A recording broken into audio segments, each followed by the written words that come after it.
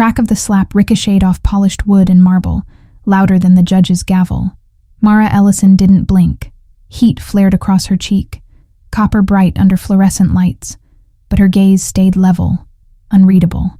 The officer's fingers dug into her elbow, a bruise already blooming. Somewhere, a phone shutter clicked, greedy. The prosecutor smirked. The gallery leaned forward like wolves smelling rain. "Order," the judge barked. Mara inhaled, slow, tasting dust and varnish. She looked small in a plain navy dress, a woman alone before the state. She knew better. She had brought a storm inside her today. Officer Brandt's jaw flexed. "Sit down." Another shove. Mara's heel skidded on the tile, a small squeal that cut through whispers. Her attorney, Talia Reed, rose from the second row, smooth as a blade. A slim leather folder hung from her hand, sealed with a brass clasp. The bailiff intercepted, palm up. Talia smiled without warmth and placed the folder in his grip. "For the court," she said. The judge hesitated, then nodded. The bailiff carried it forward. The prosecutor's smirk broadened, mistaking paperwork for surrender. Only Mara watched the judge's face closely, already anticipating the precise moment everything pivoted. Judge Hargrove cracked the clasp. Paper whispered. He scanned the first page, then the second, color draining almost imperceptibly beneath his robe's collar. His thumb hovered over a signature, then traced it as if testing reality. The gallery sensed the shift before they understood it. Even the air seemed to hold its breath. Brandt's grip loosened without permission from his brain. The prosecutor's pen halted mid-twirl. "Ms. Ellison," the judge said, voice newly careful. "Do you require medical attention?" Mara tilted her head. "Not yet, Your Honor." Another page flipped. The letterhead glittered. Ellison Venture Trust, Aurum Biologics, Kestrel Orbital Holdings. Someone in the back gasped, a sharp intake like tearing cloth. Reporters kissed their lenses with frantic clicks. Talia folded her arms. "For the record," she said, "my client appeared voluntarily. The officers escalated without provocation." The judge's eyes flicked to the clock, then to the seal of the state, suddenly insignificant beside the mastheads on the page. Net worth disclosures, philanthropic audits, controlling interests annotated in calm ink. Mara's portfolio didn't merely suggest money, it redrafted maps. She felt the heat on her cheek cool into intent. "Ms. Ellison," the judge said, "would you care to address the court?" Mara's voice came low, steady. "I came to contest an unlawful seizure," she said, "and to file a motion regarding police misconduct." Murmurs rustled like leaves. Brandt's ears flared red. "Additionally," she continued, "I intend to present evidence of a coordinated effort to intimidate my foundation after we funded an audit of city contracts." The prosecutor shifted. There it was, the flint she'd waited for. "My face," Mara added, touching the welt lightly, "will suffice for Exhibit A." A short, ugly laugh bubbled somewhere, then died. The judge rapped the gavel once. A case about property had become something else entirely. She remembered another room, smaller, humid with old computers and hope, when she coded through nights until dawn peeled the sky. Back then, rent meant ramen or eviction, and one server crash could end her dream. She'd learned to store power quietly, like a battery. Today, it thrummed beneath her skin. "Proceed," the judge said. Talia stepped to the lectern, voice crisp. She laid out timelines, emails, missing invoices, badge logs shifting like sand. The gallery leaned closer. "If you're here to see whether she breaks, stay. The break happened years ago. What comes next is the rebuild that bites." Talia's final document was a thumb drive in a clear sleeve. "Bodycam footage," she said, "from Officer Brandt's patrol unit, 48 hours missing from city servers, recovered by independent forensics." Brandt lurched. The prosecutor objected too late. The objection sounded like fear dressed as procedure. The judge signaled the clerk. Screens flickered to life along the walls. Mara's cheek pulsed, a metronome counting down. Somewhere, rain started against windows, soft but insistent. As the first frame froze, a timestamp, a hallway, a door, Mara let herself breathe. Truth is not a weapon. It's a mirror. Some people cut themselves refusing it. The video rolled. Not this courtroom, but a community center corridor, pigment peeling in long curls. Brant's voice, unmistakable, slurred by impatience. "Shut it down or we'll find violations." A staffer replied off camera, scared yet stubborn. Another officer, Mendez, tapped a citation against the wall, rhythm hard as knuckles. The frame caught a flyer for the Ellison Youth Lab, her foundation's tech incubator. "They don't want you here," Brant said. "Who?" the staffer asked. Silence then. "People who sign checks." The prosecutor stopped twirling his pen. It lay still like a spent match. Power had a face now, and it wasn't hers. Brant bit the inside of his cheek until a pinprick of blood salted his tongue. "Taken out of context," he muttered. The judge's gaze hardened. "Remove your hands from the defendant." The bailiff stepped in. The cuffs whisper sang as they unclasped. Mara flexed her fingers once, feeling heat dissolve into clarity. She did not gloat. Predators love the flinch. She denied them the meal. "We'll reach the context," Talia said, turning another page. "If you think this is the victory, don't blink. This is only the setup, and you'll want to be here when the real door swings open. Very soon." Outside, thunder rumbled, distant and promising. Mara let the sound settle inside her ribs. She had built companies from stubborn code and borrowed servers, then armored them with ethics because no one expected ethics to scale. That was her leverage. People underestimated what conscience could compound. Talia raised a sealed envelope. "Chambers copy," she said. The judge accepted it, unread for now. Brant stared at the floor.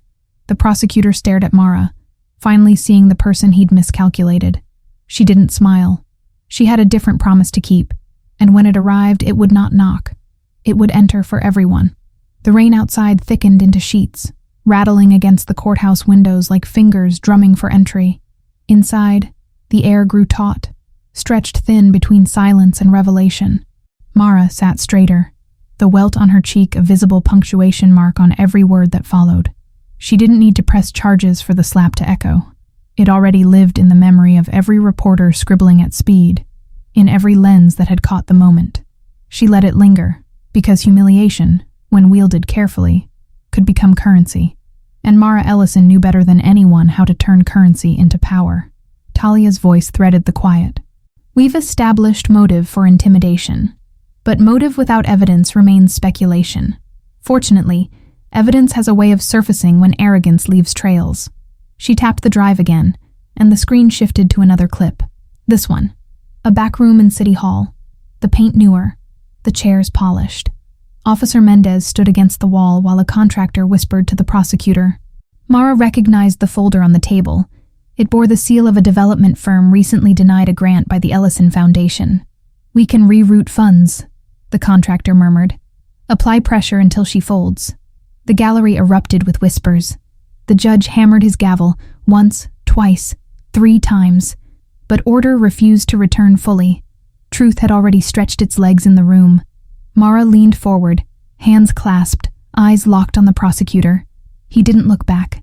"Your Honor," Talia said, "we will be submitting these recordings formally, but I believe this court already understands their gravity."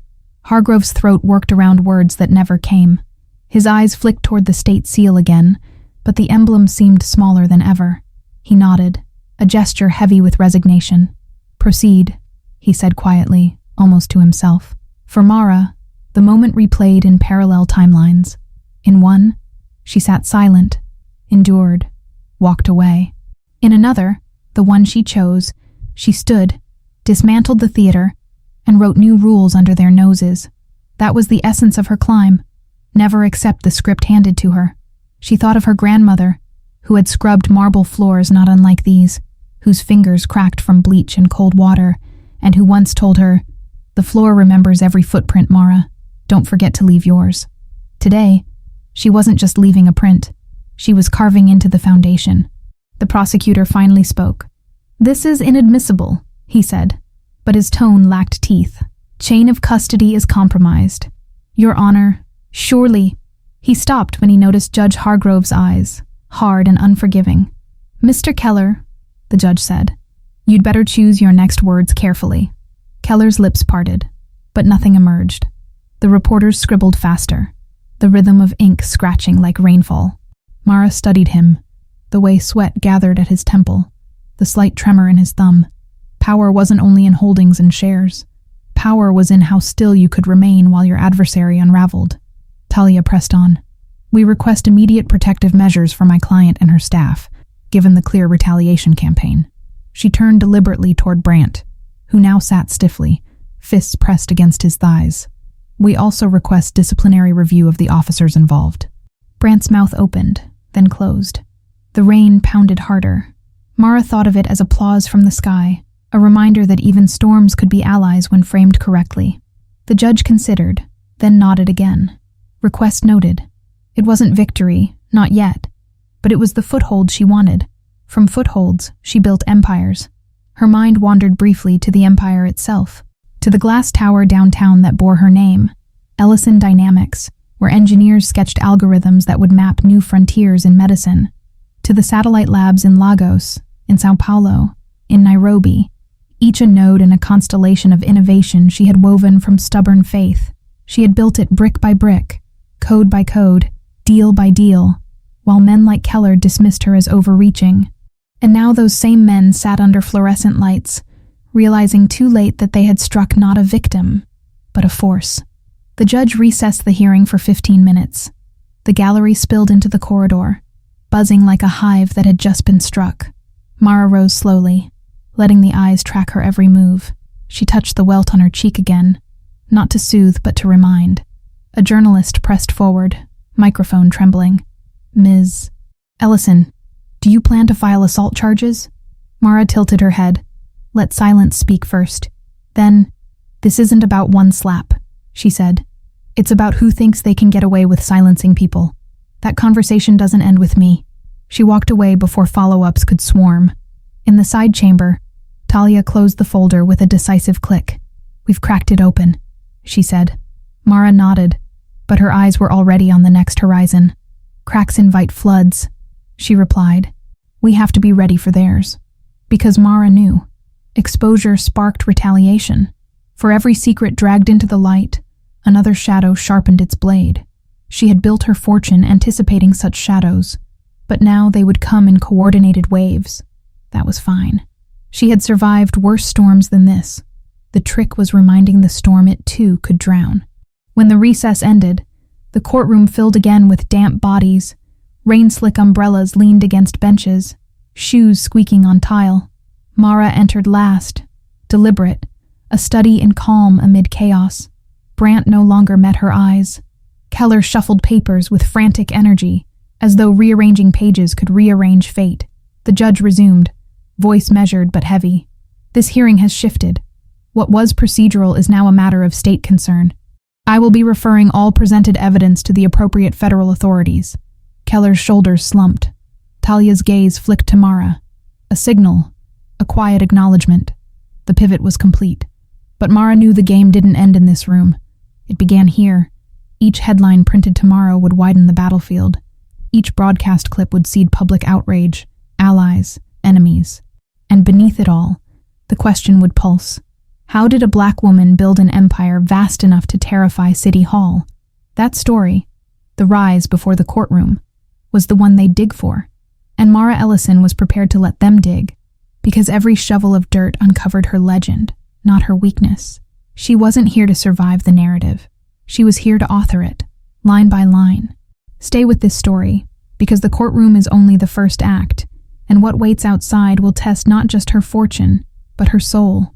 The courthouse steps were a theater. Rain slicked the stone, making it gleam beneath camera lights as if polished for spectacle. Reporters crowded in clusters, microphones raised like spears, umbrellas colliding in the press for position. Mara Ellison emerged between two bailiffs, not shielded, not rushed, simply walking at her own pace. That was the strategy. Never look like you're fleeing, even when the world is trying to devour you. The welt on her cheek was a statement carved in flesh. She didn't cover it with makeup. Why hide the proof when it worked harder than any press release? Ms. Ellison, are you calling for the officer's resignation? Someone shouted.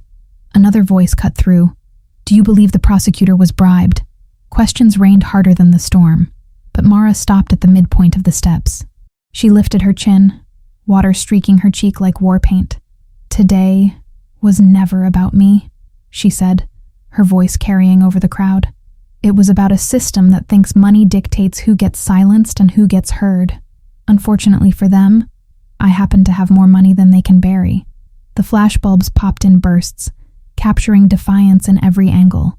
Talia touched her elbow gently, a private reminder. Every word now was a stock price, every syllable a swing in public trust. Mara nodded almost imperceptibly. This case doesn't end here, she continued. It ends when intimidation is stripped of its power. And for those watching who think justice only belongs to the highest bidder, remember this: sometimes the bidder is someone like me. A ripple of surprise moved through the crowd. A black woman, wealthy beyond their comprehension, declaring herself not shielded but targeted. It unsettled the narrative. Reporters leaned closer. Viewers at home leaned forward. Mara left them hungry. In the car, silence pressed against the windows. The rain softened to drizzle, the city's neon bleeding across wet pavement. Talia exhaled sharply. You just declared war, she said. Mara's eyes tracked the blur of streetlights. No, she replied. I reminded them I've already won battles they never saw. She thought of nights coding in a one-bedroom apartment, her laptop balanced on a milk crate, the whir of an old fan disguising hunger pangs. She thought of boardrooms where her voice was dismissed until her numbers forced silence. Every victory had been born from doubt weaponized. Today was no different. Her phone buzzed. A message from one of her chief executives. Stock stable. Uptick in pre-market futures. Media cycle already framing you as symbol of resistance. She smiled faintly. Symbol. That word cut both ways. Symbols inspired armies, but they also painted targets. We need to move fast, Mara said. Freeze the expansion contracts, redirect resources to legal.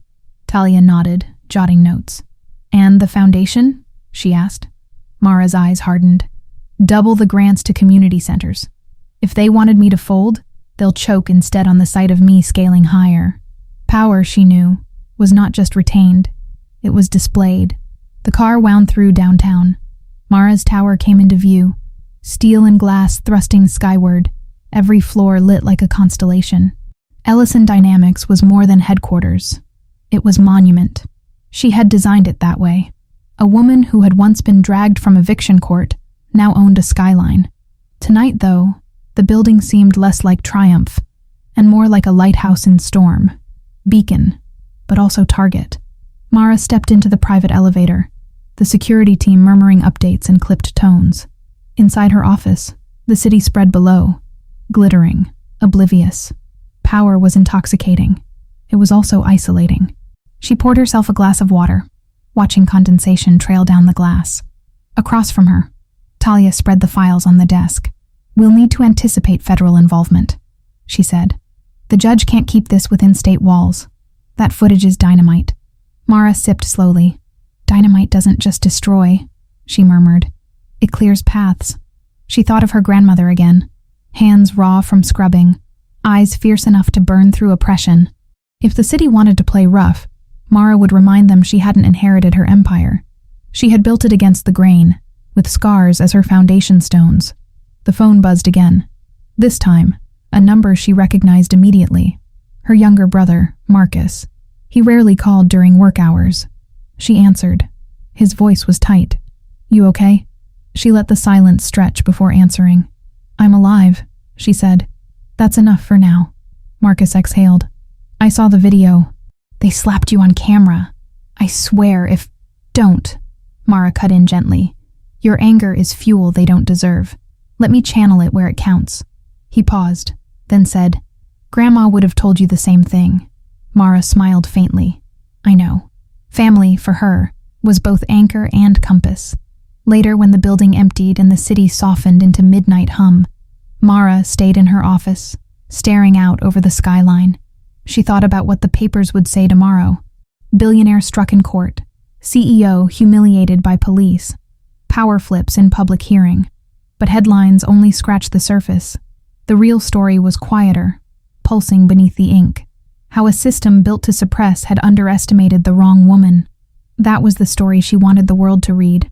Not just the slap, but the storm that followed it. She placed her hand against the window, palm to glass, claiming the city, She whispered softly, almost to herself, "This isn't about survival. It's about legacy." And she meant it, because survival had been the fight of her past. Legacy was the war she was writing now. Stay with this story. The slap was only the spark. The firestorm is coming. Morning broke with headlines screaming across every major outlet. Billionaire CEO assaulted in courtroom. Police slap sparks national uproar. Justice system humiliated as truth emerges. Each paper carried the same image. Mara Ellison's face, mid-turn from the officer's slap. Eyes steady, mouth set in defiance. For some, it was outrage. For others, inspiration. Across breakfast tables, office lounges, subway rides, her name was no longer confined to boardrooms. It was on everyone's lips. That was the paradox of humiliation. Wielded correctly, it multiplied power. And Mara had no intention of wasting the moment. She stood before the floor-to-ceiling windows of her penthouse, coffee steaming in her hand, the city sprawling awake beneath her. The welt on her cheek was fading to bruise, but she made no move to hide it. Every camera trained on her today would see it, and that was the point. Power wasn't always polished. Sometimes it was raw, visible, undeniable. Behind her, Talia read updates aloud. CNN requests an exclusive. BBC wants remote. Local outlets are circling with pundits already spinning this as the case that'll redefine accountability. Mara turned. Good. Let them spin. I'll give them thread. By noon, she was seated in her company's media suite, lights hot against her skin, earpiece crackling with producers counting down. The interviewer leaned forward, voice pitched with urgency. "Ms. Ellison, millions watched that footage. People are calling it a turning point. How do you respond?" Mara paused, sipping water deliberately, letting silence do its work before answering. Turning points only matter if they turn into action. This isn't about me being struck. It's about how many others are struck without a camera, without a headline, without the wealth to fight back. The question isn't what happens to me, it's what happens to them. The clip went viral within hours. Hashtags multiplied. Justice for Mara. She fights for us. Slap back. Protesters gathered outside police headquarters with placards bearing her face. The irony wasn't lost on Mara. She had never courted activism, preferring strategy over slogans. Yet here she was, a reluctant symbol. Symbols carried risks. They united crowds, yes, but they also painted bullseyes on their foreheads. Talia warned her of it, but Mara only nodded. "Let them come," she said. "Every attack only exposes them more." It was the same philosophy she had used in business. Let adversaries reveal themselves by underestimating her, and they always underestimated her. That evening, she met with her inner circle in the top-floor boardroom of Ellison Dynamics. The table gleamed under pendant lights. A map of her empire spread in sleek charts and projections. Her COO, Leonard, cleared his throat. "We've seen spikes in market confidence, but legal exposure could spook investors. We need to reassure them this doesn't derail operations." Mara steepled her fingers. "Then show them it strengthens us. Double our R&D commitments. Release the quarterly numbers early. We don't react to pressure. We expand under it." Leonard blinked, then nodded. That was Mara's way. Growth as defiance, investment as retaliation. Talia raised another point. "We've received subpoenas already. The feds are circling. That footage ties city officials to intimidation. They'll scramble, but they'll also strike back." Mara's eyes glinted. "Good. Let them. A war in daylight is easier to fight than whispers in the dark." She rose, pacing slowly. "Understand this. The slap was never personal. It was systemic. If they think it ends with apologies or settlements, they've misread me. We're going to make this case the line in the sand. And when the dust settles, no one in this city will mistake where power resides." Silence followed, heavy but electric. Leonard leaned forward. "And if they come after your foundation directly?" Mara stopped pacing. "Then we make it untouchable," she said. "Increase transparency. Publish every ledger, every audit, in real time. Turn their weapon into our shield." Her staff exchanged glances. Radical, risky, but brilliant. It was how Mara always operated. Not by hiding, but by exposing. Not by retreating, but by advancing. It was why she had risen so far, so fast, in an economy that tried to bury women like her. She didn't wait for permission to lead. She rewrote the terms. Later, alone in her office, Mara let herself sink into the leather chair, exhaustion seeping in. The city outside glittered, but her gaze drifted inward. She thought again of her grandmother's voice, echoing across time. The floor remembers every footprint. Mara smiled faintly. Then let's make sure they can't scrub this one out, she murmured. She picked up her phone and dialed Marcus. Meet me tomorrow, she said.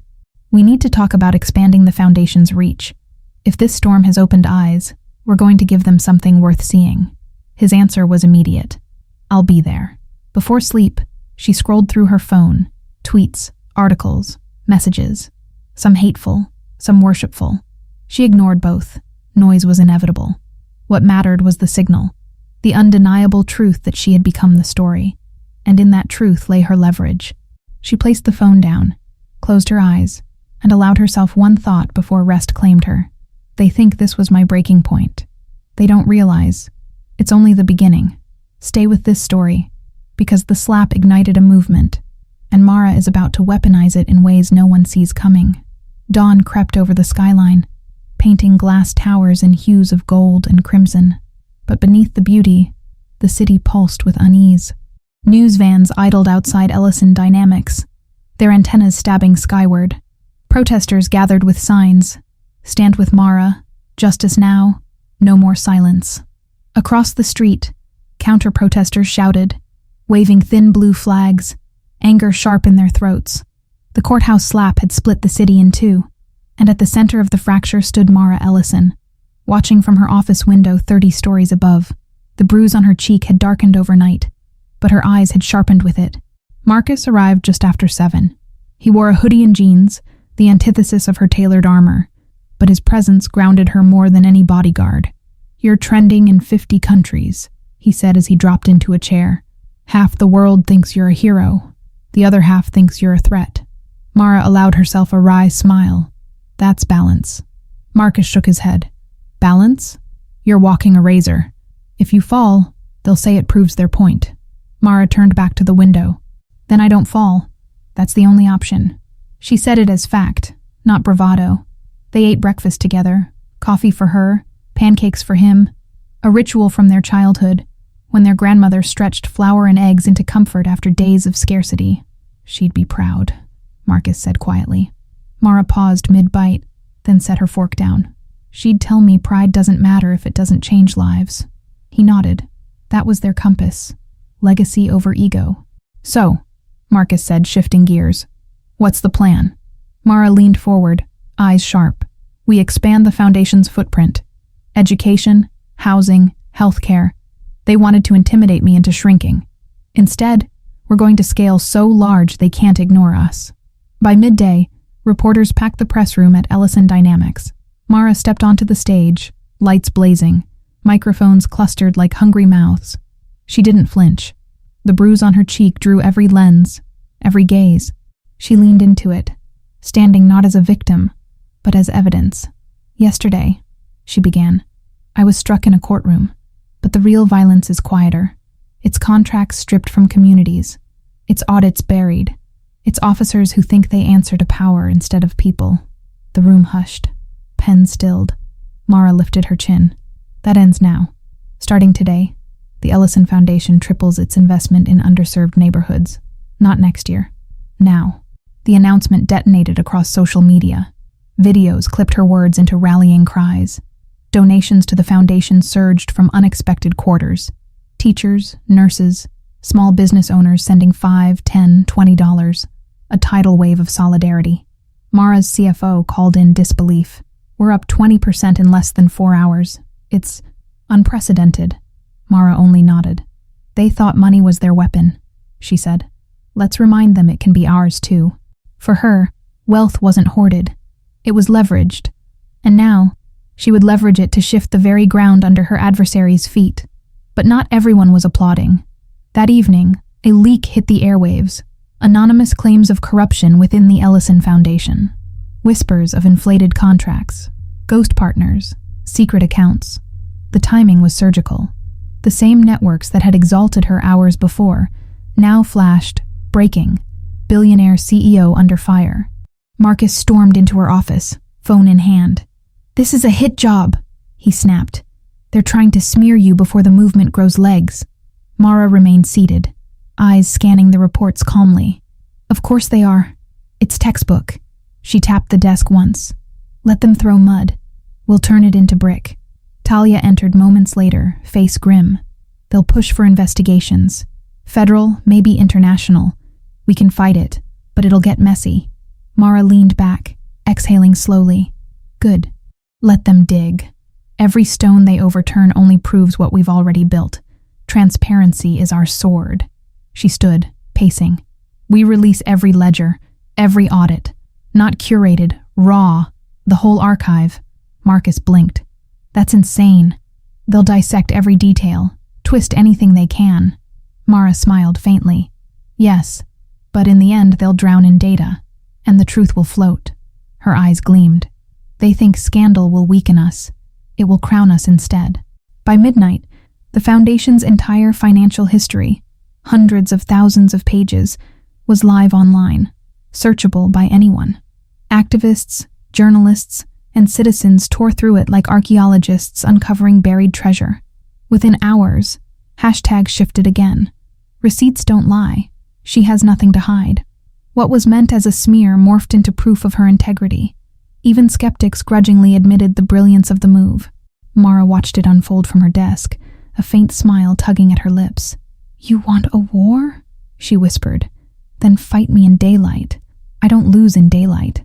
The phone buzzed. An unknown number. Against Talia's raised eyebrow, Mara answered. The voice was low, male, calculated. "You've made enemies in the wrong places," it said. "Stop, or you won't like the next blow." Mara listened in silence, then replied evenly. "Tell them they already swung once, and missed." She hung up without waiting for a response. The room fell silent, heavy with the weight of threat. But Mara only straightened her shoulders. Fear was a luxury she had burned out of her system years ago. What remained was resolve, tempered like steel. Stay with this story. The smear was only their counterpunch. What comes next will test Mara's empire, her family, and her very survival. And if you think she's reached her limit, you haven't seen her fight yet. The threat lingered in the room like smoke. Marcus paced, fists clenched, his hoodie sleeves pushed to his elbows. "You can't just brush this off," he said. "Anonymous calls, leaks, smear campaigns, they're escalating. Next time it won't just be your reputation." Mara leaned back in her chair, hands steepled. "Fear is their language. I refuse to speak it." Talia sat across the table, tapping a pen against her notepad. "But we do need to prepare. If this goes beyond political maneuvering, security becomes priority." Mara nodded slowly. "Then strengthen it, quietly. No dramatics. They must never see me flinch." Outside, the city vibrated with unrest. Protests had swelled into marches, chants echoing through streets, candles lit in vigils, banners unfurled against the night. Mara's face had become more than a headline. It was a banner itself, lifted high as a symbol of defiance. Yet for every supporter, there was a detractor. Online, trolls flooded comment sections, pundits raged on television, branding her arrogant, dangerous, destabilizing. Marcus scrolled through feeds with a grimace. "They're dehumanizing you," he muttered. Mara glanced at the screen, then shrugged. "Symbols are never human. That's their strength and their trap. I know who I am. That's enough." But in private, alone in the quiet hours before dawn, Mara felt the edges of weariness press in. She stood by the window, watching lightning fork across the horizon. The city below momentarily illuminated in harsh white. She thought of her grandmother again, scrubbing floors until her back ached, never imagining her granddaughter would one day own skyscrapers. Would she have wanted this battlefield of wealth and politics, of slaps and smear campaigns? Mara whispered softly, "I'm doing it your way, Grandma. I'm leaving footprints." The storm outside answered with thunder, as if the sky itself bore witness to her vow. The following day, federal agents arrived at Ellison Dynamics with subpoenas in hand. Cameras swarmed, capturing every step as they entered the glass tower. Reporters shouted, "Is this the end for Mara Ellison?"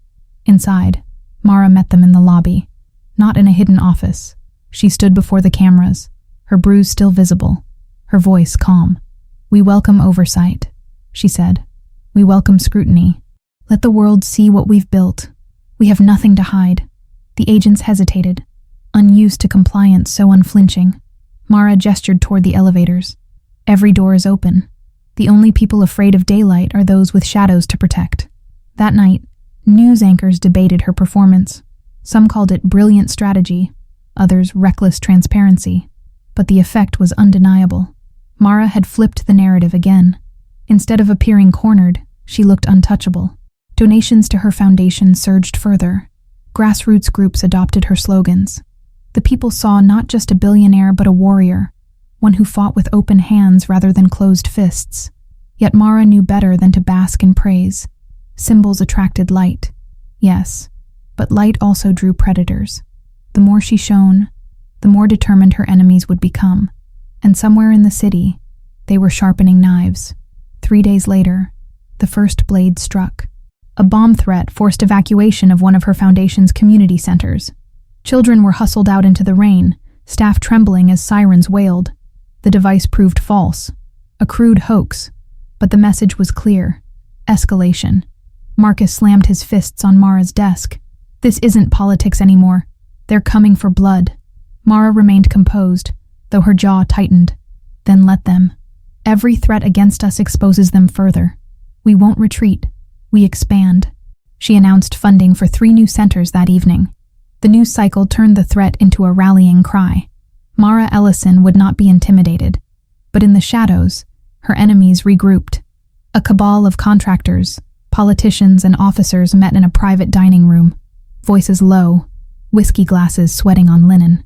"She's dangerous," Keller hissed, his smirk long gone.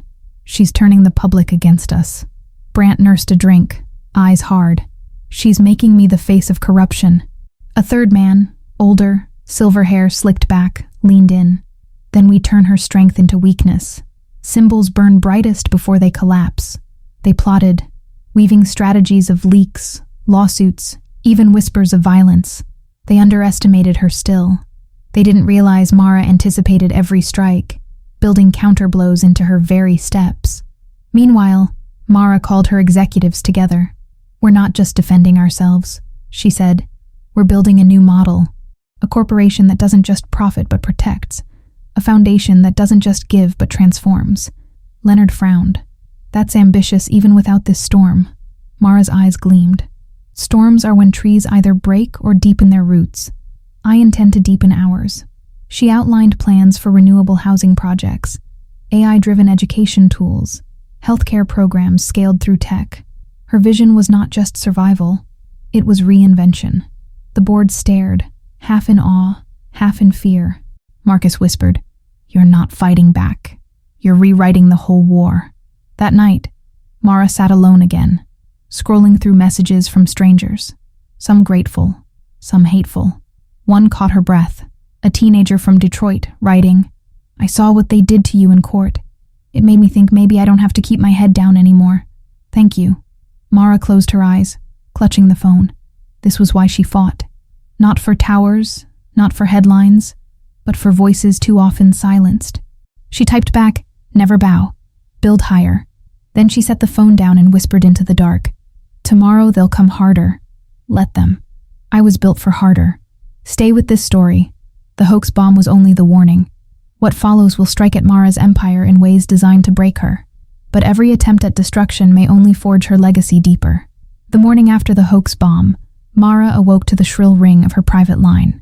Only a handful of people had that number. She answered, voice steady despite the hour. On the other end, Talia's words came clipped and urgent. "We've been hacked." Mara swung her legs out of bed, the hardwood cold beneath her feet. "Details," she demanded. "Emails, internal memos, staff data," Talia rattled off. "They've dumped fragments online already. Twisted, edited, decontextualized. It's meant to smear." Mara pressed a hand against the window pane, city lights bleeding into dawn. "Good," she said. "The truth shines brighter when they try to bend it." Within hours, headlines blared. Leaked emails. Show ruthless CEO. Ellison Foundation. Not as clean as claimed. Screens filled with out-of-context phrases. Pressure them. Crush competition. Weaponize capital. The words were hers, yes, but stripped of the sentences around them, twisted into malice. Marcus slammed his fist onto the conference table. This is character assassination.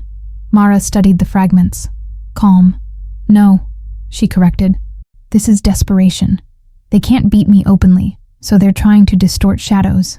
She tapped the file with one finger. Release the originals. Every email, every chain. Let them drown in context. Leonard paled. That's unprecedented. Mara smiled faintly. So is survival. By evening, the entire archive was public. Thousands of emails, years of correspondence unfiltered. Journalists tore through them hungrily, searching for scandal. But what emerged instead was a portrait of relentless ambition anchored by principle. Negotiations were sharp, yes, but always tied to ethics, to outcomes that built rather than destroyed. Hashtags flipped again. Receipts save her. Context matters. Ellison transparency. What was meant to be poison became medicine. Mara stood before the cameras that night, her voice steel. If my honesty terrifies them, imagine what our collective honesty could do. Cheers rose outside her tower, chants echoing through the streets. But victory bred escalation. 2 nights later, as Mara left a late board meeting, her convoy was ambushed. A black SUV swerved, headlights blazing, trying to ram her lead car.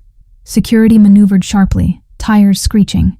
The SUV fishtailed, then vanished into the night. No plates, no trace. Marcus was furious. That wasn't intimidation. That was attempted murder, he roared. Mara sat in silence, her breath steady despite the adrenaline. They're escalating because they're losing, she said finally. And that makes them dangerous.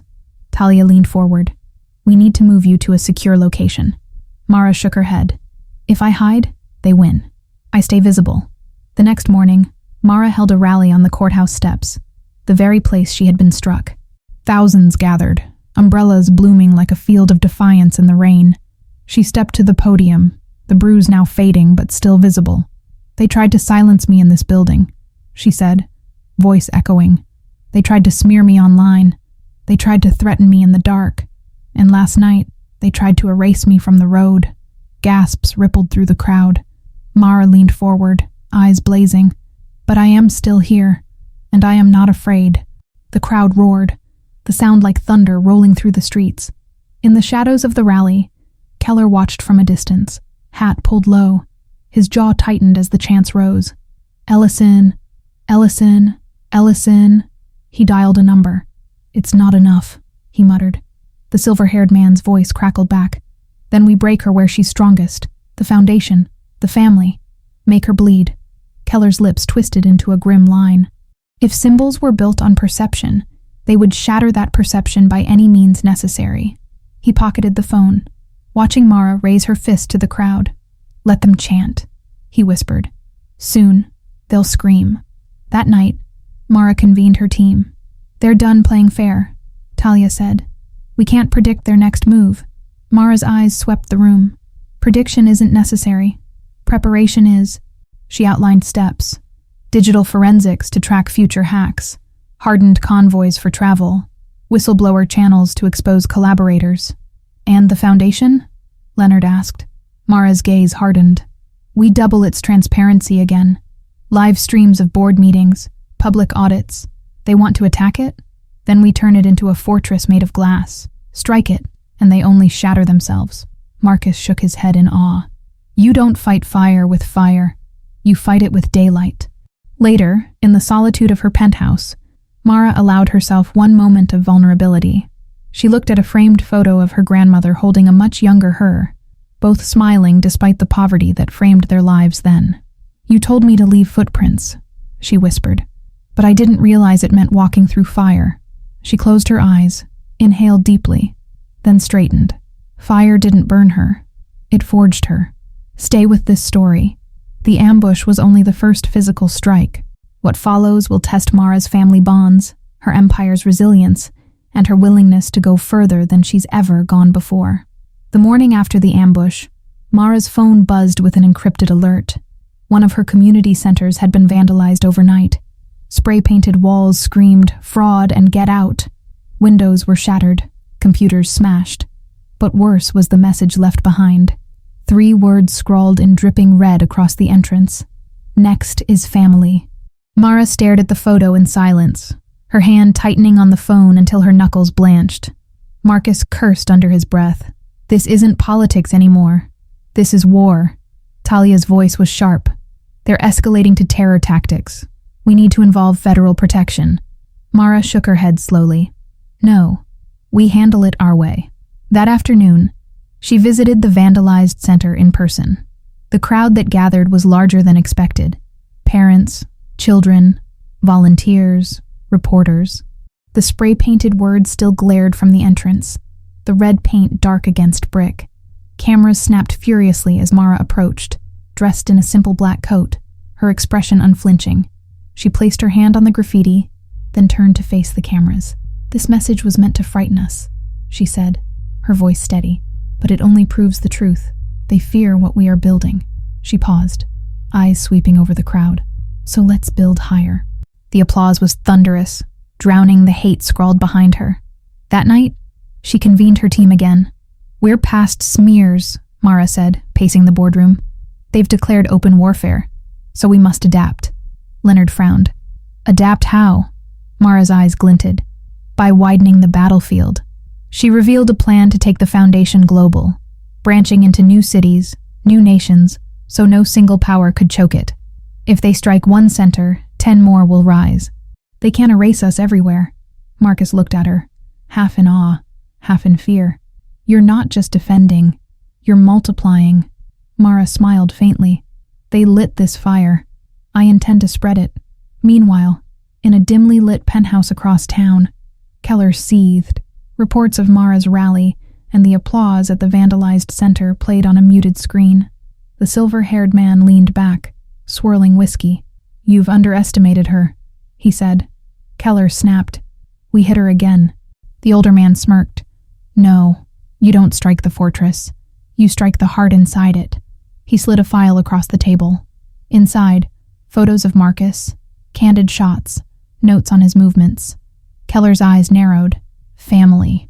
The older man's smile didn't reach his eyes. Every symbol has a vulnerability. Find hers. Back in her tower, Mara sat with Marcus in the quiet. He had just returned from a neighborhood basketball game, his hoodie damp with sweat, laughter still clinging to him despite the storm around them. She watched him, her chest tightening with both pride and fear. You shouldn't be so visible, she said softly. Marcus frowned. So, I hide while you fight? That's not me. Mara reached across the table, gripping his hand. It's not about hiding. It's about surviving. They'll come for you because they know what you mean to me. Marcus met her gaze, stubborn. Then let them. I'm not weak. Mara's throat tightened. You're not weak. You're everything I have left. 2 days later, it happened. Marcus was leaving the community center late when a van screeched to a halt. Masked men jumped out, dragging him inside before bystanders could react. The van peeled away into the night, leaving chaos and screams behind. By the time Mara received the call, her blood ran ice. They took Marcus, Talia said, voice trembling. Mara's vision blurred, rage and terror colliding. For the first time in years, she felt powerless, but only for a moment. Then steel returned to her veins. Find them, she said, her voice low and lethal. I don't care what it takes. Find them. News broke within the hour. Billionaire CEO's brother abducted. The city erupted. Protests escalated into near riots, streets clogged with chants of his name alongside hers. The police offered platitudes, but Mara knew better than to trust them. This was orchestrated, sanctioned in shadows. She retreated to her office, pulling up every contact she had. Private investigators, journalists, allies in federal corridors. They think they've found my weakness, she whispered to herself, but they've only handed me my weapon. Her bruise was nearly gone, but the fire in her eyes had only deepened. Marcus's abduction wasn't just personal, it was the pivot. If they wanted to test how far Mara Ellison would go, they were about to find out. Stay with this story, because the next move won't be fought in courtrooms or headlines. It will be fought in the shadows, and Mara is prepared to burn down the dark itself to get her brother back. The hours after Marcus's abduction stretched like wire pulled to breaking. Mara stood at the head of her boardroom table, every screen lit with feeds, city traffic cams, satellite overlays, chatter scraped from the dark web. Talia moved like a storm at her side, coordinating teams of investigators and journalists who owed Mara favors. Leonard hovered, pale, muttering about liability and risk. Mara silenced him with a look that cut through air like a blade. "This isn't a negotiation," she said. "This is retrieval." Her voice was quiet, but it carried the weight of command. No one argued again. Her phone buzzed. An encrypted message flashed on the screen. "He lives. For now." Attached was a photo. Marcus bound to a chair, bruised but conscious, his eyes burning with defiance even through the grainy frame. Mara's chest tightened, but she forced calm. Panic was useless. Rage could wait. She zoomed in, scanning the background. A flickering fluorescent light, cracked tiles, a water stain shaped like a crescent. She memorized every detail. Symbols were never accidents. The people who took Marcus wanted her to see him like this. Broken. They thought fear would unmake her. They were wrong. "Send it to the analysts," Mara ordered. "Cross-check with Old City infrastructure. That water stain came from neglect, not new build. Narrow the search." Within minutes, the team was combing through abandoned warehouses, disused police precincts, condemned schools. Each image returned on the screen brought her closer. Talia touched her arm. "They want to bait you. You know that." Mara's eyes never left the photo. "Then I'll take the bait. But I'll decide how sharp the hook is." Hours bled into night. Outside, the city seethed. Protesters marched with Marcus's face printed on banners, chants echoing, "Bring him back! Bring him back!" News anchors speculated wildly. Kidnapping as political theater. Kidnapping as vendetta. But in her tower, Mara crafted something colder. She recorded a short video, released it directly to her foundation's channels. "You've taken my brother," she said, eyes steady into the lens. "But you haven't taken my voice. And I promise you this, whatever you think you've gained, you've already lost." The video went viral instantly, a rallying cry. Even Marcus, bound in that room, would hear it somehow. By dawn, one lead sharpened. A condemned police station on the city's edge, decommissioned years ago after budget cuts, matched the structural patterns from the photo. Cracked tiles, fluorescent bulbs, a roof leak that left crescent-shaped stains on the walls. Mara's team confirmed unusual power usage there the past 48 hours. It was the place. Talia insisted on waiting for federal intervention. Mara shook her head. "By the time bureaucracy moves, Marcus could be dead. We go now," Leonard stammered. "We?" Mara's lips curled faintly. "Yes, we." She wasn't a woman who sent others into fire. She carried flame herself. Security prepped SUVs, black and silent. Mara dressed in dark jeans and a leather jacket, nothing of the CEO armor she wore in daylight. As the convoy sped through empty pre-dawn streets, she stared out at the city she had built her empire within. Towers, bridges, neighborhoods, all interconnected like the code she once wrote alone in that one-bedroom apartment. And now, all of it was threatened because she dared to expose the rot beneath it. She clenched her fists. "This isn't just about Marcus," she whispered to herself. "This is about every family who's ever lost someone to fear." They arrived at the station before sunrise. The building loomed, brick crumbling, windows dark. Silence pressed heavy, broken only by the drip of water from a broken gutter. Mara stepped out first, rain misting her face. Her team fanned out, weapons drawn, but she didn't carry a gun. Her weapon was presence, sharpened by resolve. Talia whispered, "We don't know what's inside." Mara's voice was steady. "Then we're about to find out." They breached the door. Inside, the air reeked of mildew and old smoke. Their flashlights sliced through corridors of peeling paint and graffiti. Somewhere deeper, a muffled cough. Marcus. They moved fast, clearing room after room. Finally, a door barred with chains. Behind it, his voice. "Mara!" Her breath caught. For the first time, fear clawed at her throat, but she smothered it with fire. "Marcus, I'm here!" she shouted back. With bolt cutters, the chains snapped. The door swung open. Marcus sat bound but alive, bruises mapping his skin, eyes fierce. She rushed forward, untying him with trembling fingers. "I told you they wouldn't break me," he whispered hoarsely. She pressed her forehead to his. "And I told you you're everything I have left." But as they turned to leave, the trap revealed itself. A slow clap echoed through the corridor. Keller stepped from the shadows, flanked by masked men. His smirk was venomous. "Touching reunion," he sneered. But this is where the story ends. Mara straightened, shielding Marcus instinctively. "No, Keller," she said, voice low and lethal. "This is where it begins. Stay with this story. The confrontation has arrived, and what Mara does next will decide not only her brother's fate, but the fate of everything she's built." The corridor stank of damp concrete and betrayal. Keller's smirk gleamed in the dim light, his men closing in, boots scraping against tile. Marcus, weak but standing, leaned against Mara. She shifted subtly, placing herself between him and danger. Talia's voice hissed through the earpiece. "We're surrounded. 6 hostiles minimum. Orders?" Mara didn't blink. "Hold position," she replied softly. "This isn't their stage. It's mine."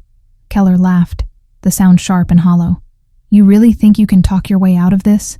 You're just a symbol, Mara. And symbols break." She stepped forward, rainwater still glistening on her jacket, eyes burning into his. "Symbols don't break, Keller," she said evenly. "They multiply." Her voice carried, echoing off walls, reaching her team, her brother, even his men. "Every threat, every smear, every strike has only built me stronger. You thought you could own fear, but fear has turned on you. Look at your city. It chants my name, not yours." One of his men shifted uneasily. Symbols, Mara knew, weren't fought with fists or bullets. They were fought with conviction, and conviction was hers. Keller's smirk faltered, just slightly. He pulled a pistol from his coat, leveling it at her chest. "Conviction won't stop this bullet." For a moment, silence suffocated the corridor. Marcus tensed beside her, whispering, "Mara, don't..." But she raised a hand to quiet him. Her eyes never left Keller's. "Then pull the trigger," she said. "Do it in front of your men, in front of the city already watching. Kill a black woman whose only crime was exposing your corruption. See what happens when the world watches you create a martyr." Her words were quiet, but they detonated like dynamite. The men exchanged nervous glances. The power shifted, invisible but undeniable. Mara stepped closer, fearless. "You don't have the stomach for it, Keller, because the second you kill me, you vanish. You're nothing but a name cursed in history books. But me? I become eternal." Her voice dropped to a blade's edge. "Checkmate." The pistol wavered. Sweat dripped down his temple.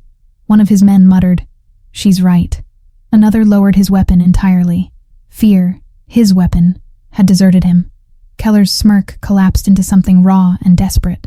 Then, in a final futile motion, he raised the pistol again, and a spotlight exploded through the broken windows. "Federal agents! Drop your weapons!" Boots thundered, rifles leveled. Keller froze, his last illusion of control stripped away. One by one, his men dropped their weapons, hands raised. The pistol clattered from Keller's grip, echoing in the silence. Mara exhaled, slow and steady, the fire in her chest cooling into resolve. Agents swarmed, shackling Keller, dragging him away, screaming promises of revenge. But his voice was drowned by chants outside. Protesters had surrounded the station, their voices carrying through the dawn. "Mara! Mara! Mara!" Marcus leaned against her, exhausted but alive. "You didn't flinch," he whispered. She touched his cheek gently. "I couldn't. Not when the world needed to see what unflinching looks like." Tears threatened, but she held them back. Leaders didn't cry where cameras might see. Leaders burned, so others could carry their flame. Together, they stepped into the dawn, the crowd erupting as she emerged with her brother. Cameras flashed, chants roared, and Mara Ellison, bruised, battered, but unbroken, stood taller than any tower she had ever built. In the weeks that followed, Keller's network unraveled. Officials resigned. Officers were indicted. The silver-haired man vanished into shadows, hunted by federal probes. But the story wasn't Keller's anymore. It was Mara's. The footage of her defying a pistol at point-blank range circled the globe. Schools painted murals of her. Young women wrote letters calling her their model. Investors poured into her companies. The Ellison Foundation became a fortress of transparency. its reach stretching across continents.